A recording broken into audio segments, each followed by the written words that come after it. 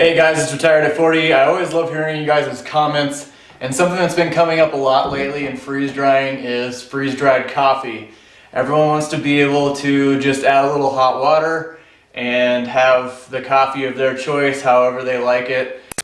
So I've got a few places that just might be able to help us out with that.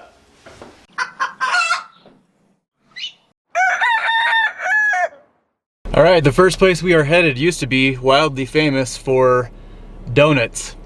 In fact, it's in their name. And then all of a sudden they went through all this financial trouble. You didn't really see them anymore. And then they had this big revival. And part of their reinvention of themselves was coffee. You guessed it, Dunkin Donuts. One large cappuccino from Dunkin Donuts is in the bag. Next stop, the king of all coffee shops and coffee chains. This is the only place in the world where there's 13 cars waiting to pay for $5 a cup coffee. Excellent, we'll see you after, sir. Thank you. Alright, thanks a lot. You guessed it, it's Seattle's own Starbucks. Alright, 10 minutes and we only got 4 cars left before it's us. Hey, not too bad. Alright, supply 67 today. Thank you. Would you like your seat today, sir? Yes, please. Excellent, thank you. Yeah, have a good one. You too. Thank you. Alright, why do I feel like that I did not win? I just waited 15 minutes in line for a coffee that costs $6.71. Our last and final stop is America's fast food favorite. The one, the only, Golden Arches, Mickey D's. How can I go for you today? Hi, can I get a large mocha? Thank you. Large mocha? Thank you so much. Thank you, you too.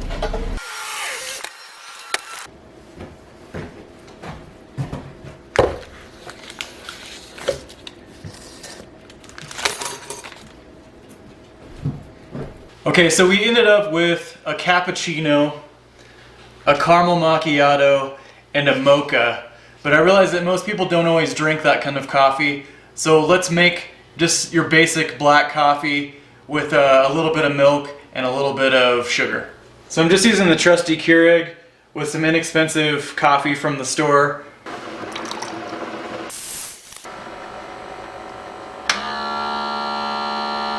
Alright, then I'm going to hit it with some creamer and a little sugar.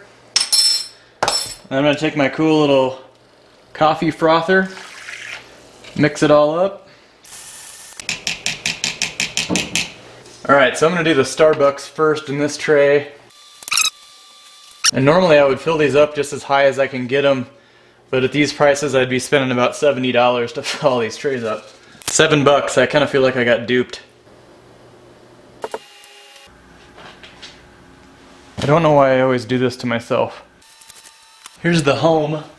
I tried to make these all the same size too, so this would be kind of an equal competition in case one does not turn out.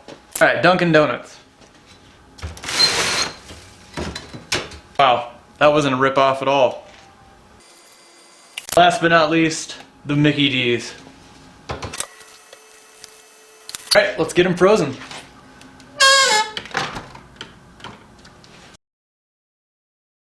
So I'm a little unsure what to put for my final dry time. I'm gonna put 9 hours. I think that's probably pretty safe because a soup is an average dry time of, I usually put 7 on a soup, which seems like not enough, but they always get done.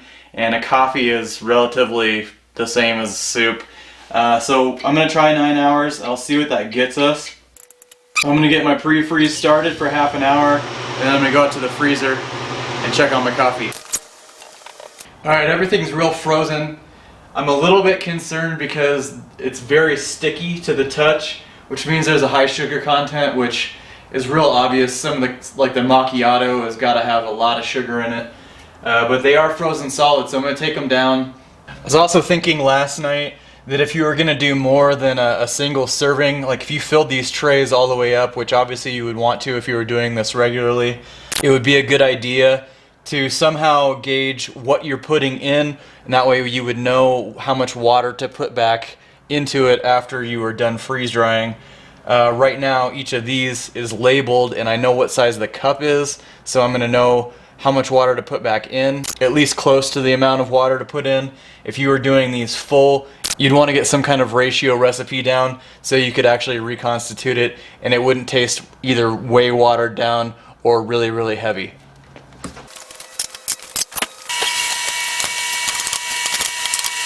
So there's our labeled trays: McDonald's, Dunkin Donuts, Home Coffee, and Starbucks. I'll see you in a while. Alright, well, we're just over 22 hours. That was a really quick cycle, which makes me a little bit leery, but we're gonna see if it's ready or not. If you've never been to the channel before, we do some freeze drying, some food preservation, some grilling, some cooking, some gardening, and you get to journey with me and my family on our retirement at the age of 40. So at first glance, you can definitely tell that the makeup of all this stuff is totally different. You can definitely tell that some has more milk. You can definitely tell that some has more sugar. So let's break it down into each individual one first. So I'm still really surprised that 22 hours did this. I thought it was going to take a lot longer because you're talking about removing a lot of water, but you can see this is all just completely in a powder form, which if you watch my videos, you know that I really like the stuff that's powdered for a lot of reasons, and it always stores well, and you know if it's in powder form that there is absolutely no water in it. So this is the Dunkin, and it did really, really well. Next is the king of the coffee chain, Starbucks, and you can definitely tell that there's more milk in this one. This was a caramel macchiato, and the reason I would say that is just because I just did the milk video and it looks very, very similar to the milk, just a little bit darker. But it's interesting to me that some of them have more cracks in them, and then we have something like the McDonald's that has no cracks at all in it. Alright, next is the McDonald's, and here's where things get a little interesting.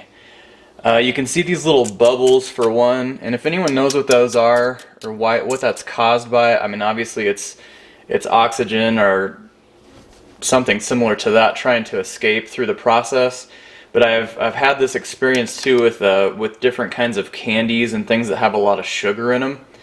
The other interesting thing about the McDonald's is this is more of one whole solid piece, almost like a candy bar or something. It got a lot harder than the other ones did. So I would imagine, and this to me almost looks like it got burned on the bottom, so the McDonald's I imagine has a lot more sugar content than the others do, and it wasn't as frothy.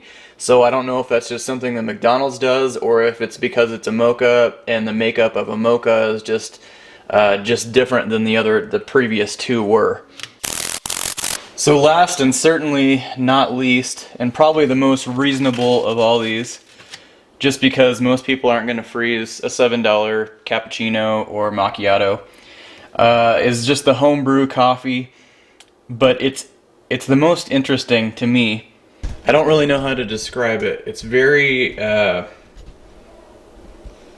it's almost like a fuzz. I'll try and get a piece up here and get a close-up on it so you can see. So another great thing is it will compact down very well. It's very light, very airy, and I think that you can probably fit a lot more into a tray than with the other ones, because this actually shrinks down a lot more than the other stuff did, and I think you could probably get 3 to 4 coffees per tray, which means you're going to end up with 12 to 16 coffees in the medium size with 4 trays. Another really interesting thing is that on the bottom side it looks like either the milk or the sugar, I think it's the sugar, separated from the coffee, and it didn't do that in the others. It almost put a crust on the bottom. It almost looks like a frosting. Alright, I'm going to heat up some water, and one good thing about reconstituting these is it's going to be really easy in these cups, because I know pretty close to the amount of water that needs to go back in them because I know how much liquid was in there before. The Dunkin Donuts was only about half full. Somehow I didn't notice that when I walked out of there. Otherwise, I wouldn't have walked out of there with a half full one. But all right, so there's the Dunkin. I'm gonna purposely not chop up these chunks just to see if it will reconstitute the same. And then if the first one does not do well, then I'll chop up the rest of them to get the smoothness. All right, so I've got my hot water in the tea strainer. This thing is kind of cool. I'm kind of obsessed with kitchen gadgets. So I'll put a link down below if you want to check one of these out. It just kind of slowly releases the water. I think we're at right about the right height for the coffee, and it kind of just melts it down. And then this thing is called an Aerolatte, and it's just a coffee frother, but I think it'll work just about perfect for this kind of application. It's very similar to what the baristas use in the coffee shops. It just mixes it up real quick, and it froths the milk. It's looking really, really good, even with the big chunks in there. Looks like it just picked it up from Dunkin Donuts. Next up is Starbucks. This was a caramel macchiato. So the Starbucks was just about completely full. So one thing that I've noticed that seems like it's a big positive is I thought I would have to have something to really whip the thing to get any kind of chunks or anything out of there. But I think you could just do it with a spoon. In fact, I haven't even touched it yet, and it's already completely dissolved. It's similar to some other things that I've done where it almost just completely dissolves as soon as it hits water. So to me, that's a huge positive, because if you're traveling or something like that and you want to take this with you, just being able to just throw it in some water and it's pretty much done, that's a huge plus. But Starbucks, once again, did really well. Alright, next up we've got the McCafé Mocha, and this is the one that I'm a little bit concerned about because there was obviously a lot of sugar and it almost looked like it got burned on the bottom.